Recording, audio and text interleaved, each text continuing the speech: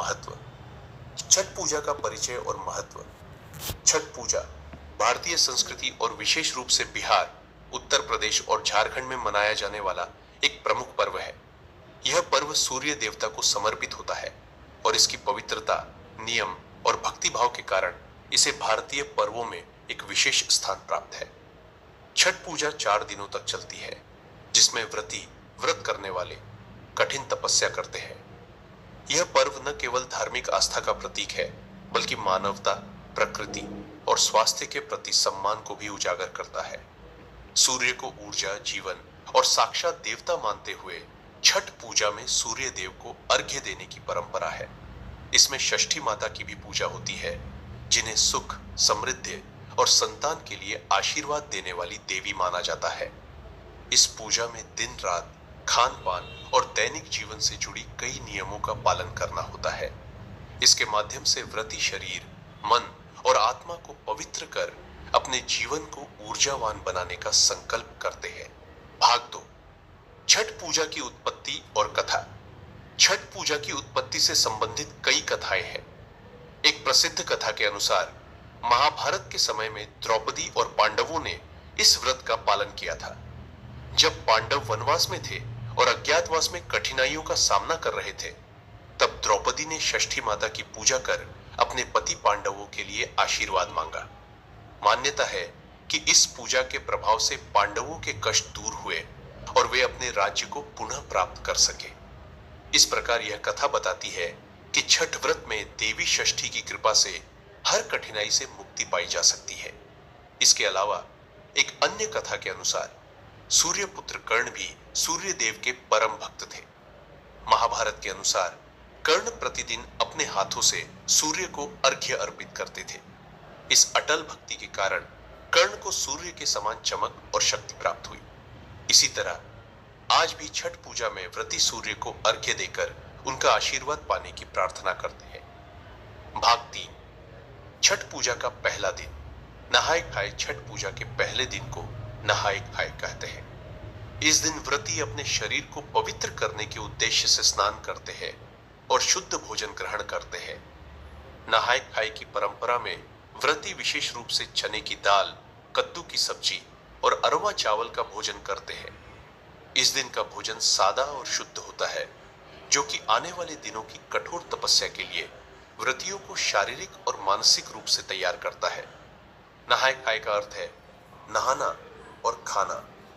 इस दिन व्रती अपने तन मन को शुद्ध करने के लिए गंगा या किसी पवित्र नदी में स्नान करते हैं। इससे उनके मनोबल में वृद्धि होती है और वह स्वयं को प्रकृति के नजदीक महसूस करते हैं।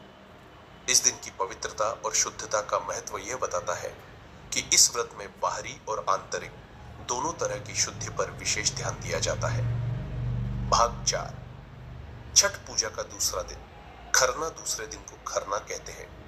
इस दिन व्रती पूरे दिन निर्जला उपवास रखते हैं और शाम को सूर्यास्त के बाद गुड़ से बनी खीर और रोटी का प्रसाद बनाते हैं। यह प्रसाद पूरी सादगी और शुद्धता के साथ बनाया जाता है, जिसमें किसी भी तरह का मसाला नहीं डाला जाता।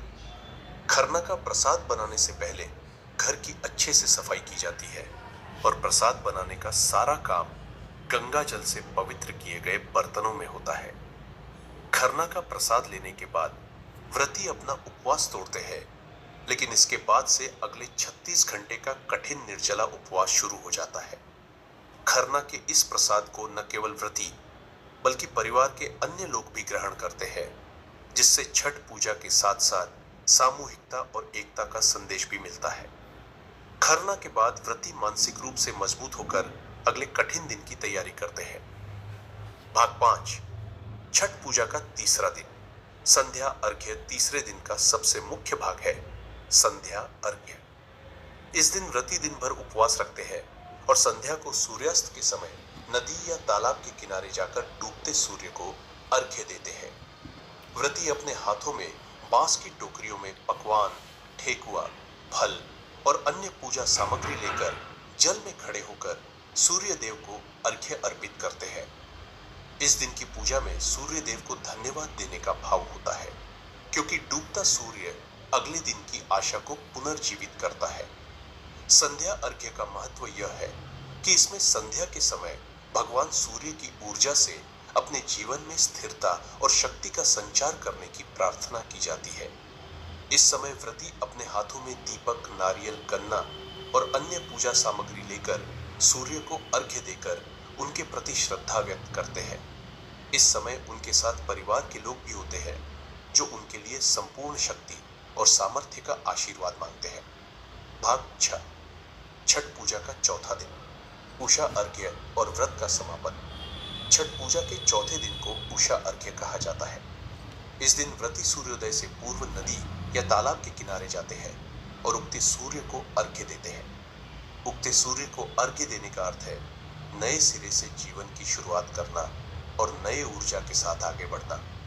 उषा अर्घ्य देने के बाद व्रती अपना निर्जला उपवास समाप्त करते हैं और प्रसाद ग्रहण करते हैं, जिसे पारण कहते हैं। इस पूजा का समापन करते हुए सभी लोग एक दूसरे को प्रसाद देते हैं और सुख समृद्धि की कामना करते हैं। उषा अर्घ्य का महत्व यह है कि उगते सूर्य में जीवन का प्रतीक माना जाता है। इसके माध्यम से व्रती जीवन में नई ऊर्जा, शक्ति और प्रेरणा का संचार महसूस करते हैं। इस पूजा के समापन के साथ सभी लोग सूर्य देव और षष्ठी माता को धन्यवाद देते हैं और उन्हें अपने जीवन में सुख शांति बनाए रखने की प्रार्थना करते हैं। समापन और छठ पूजा का महत्व।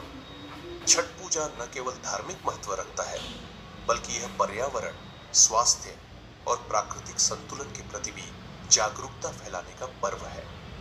व्रतियों के तप और संकल्प से यह सिद्ध होता है कि मानव के भीतर चाहे कितनी भी कठिनाई हो, उसके संकल्प और श्रद्धा से हर बाधा को पार किया जा सकता है। यह पूजा सूर्य के प्रति कृतज्ञता व्यक्त करने और आत्मा की शुद्धि का पर्व है। छठ पूजा में परिवार, समाज और प्रकृति के बीच एक अटूट संबंध की भावना है। 4 दिन के इस पवित्र व्रत के माध्यम से व्रती अपने जीवन में नई ऊर्जा, शांति और समृद्धि का स्वागत करते हैं। छठ पूजा का यह महोत्सव हमें बताता है कि जीवन में हर क्षण, हर कठिनाई के बावजूद